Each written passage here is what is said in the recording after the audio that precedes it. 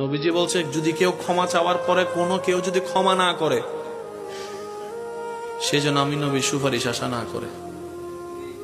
খুব মারাত্মক কথা কিন্তু।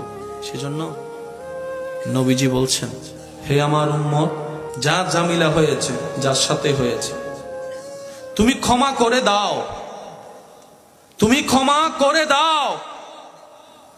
সে ক্ষমা চাক না চাক তুমি মাফ করে দাও। তুমি যদি মাফ করলে তোমার ইজ্জতের কমতি হয়, আমি মুস্তাফা থেকে হাসরের ময়দানে তোমার ইজ্জত বুঝে নিও। বিশ্বাস করেন, প্রতিশোধের যতটুকু শান্তি, তার চাইতে বড় শান্তি হচ্ছে মাফ করে দেওয়া। আমাকেও বলার দরকার নাই, কাউকে শোনানোর দরকার নাই।